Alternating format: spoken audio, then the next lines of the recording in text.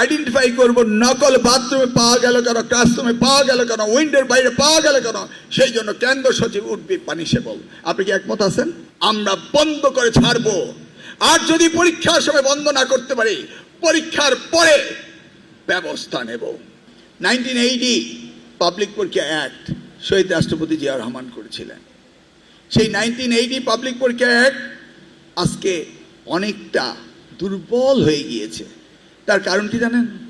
সেই আইনে যা লেখা ছিল, এখন আমরা অনেক স্মার্ট হয়েছি। কেমন? তখন কি বলা ছিল যে হাতে ঘড়ি থাকবে, সেইটা ডিজিটাল থাকবে, সেটা থেকে নকল করব, সেই ব্যবস্থা কি তখন ছিল? তখন ডিজিটাল কারচুপি ছিল না, গোপনে ক্যামেরা রাখা, লুকিয়ে রাখা, কত পদ্ধতি বাড়িয়েছে নাকি? এখন সেই জন্য 1980 অ্যাক্ট গতকালকে ক্যাবিনেট, পরশুদিন বৃহস্পতিবার দিন রাত্রি 8:30টার ক্যাবিনেট মিটিংয়ে সেটাকে আমি আবার পুনর্বিবেচনার জন্য উঠিয়েছিলাম এবং কিছুটা ত্রুটি হওয়ার কারণে এটা আবারও ক্যাবিনেট ডিভিশনে ফেরত পাঠানো হয়েছে। সেখানে আমরা 1980 পাবলিক পরীক্ষা অ্যাক্টে অনেকগুলো সংযোজন করেছি।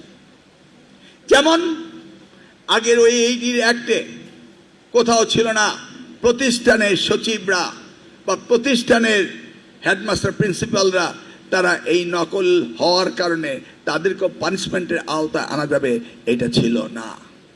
এখন কিন্তু এটা সংযুক্ত হয়েছে।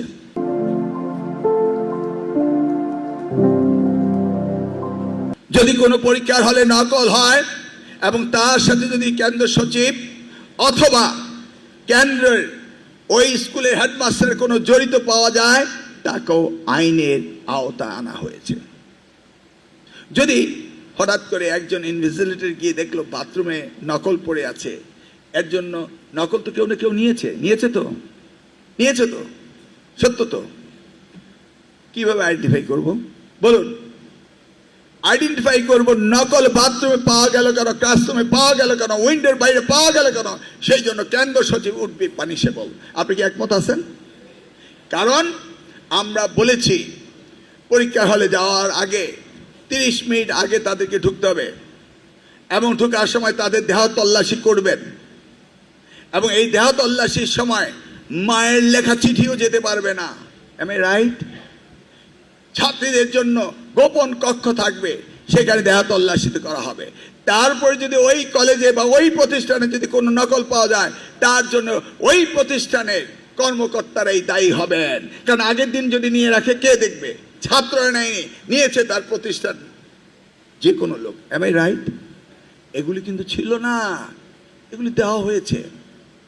এখন ধরে নিলাম আমাদের নেতারা সহযোগিতা করছে, এটা তো হতে পারে কি? আমি হতে পারে না? তাহলে এই যে এই যে বাইরে থেকে একজন নকল সাপ্লাই দিল, সহযোগিতা করলো, তাদেরকেও শাস্তির আওতায় এই আইনের বিধানে আমি এনেছি। I am not gonna leave anything untouched. হতে পারবে না, হতে দেওয়া হবে না। আমরা বন্ধ করে ছাড়বো। আর যদি পরীক্ষার সময় বন্ধ না করতে পারি, পরীক্ষার পরে ব্যবস্থা নেব। যদি কোনো শিক্ষকরা খাতা দেখায় দুর্বলতা করেন এবং অতিরিক্ত মার্ক দেন অথবা কম মার্ক দিয়ে ফেল করান, এই ধরনের সন্দেহভাজন যদি হয় বা অতিরিক্ত জিপিএ যদি পায়, যেটা আমি র্যান্ডম স্যাম্পলিং চেক করব এবং এক্সামিনারদেরকে 1980 অ্যাক্টে আমি আওতায় এনেছি।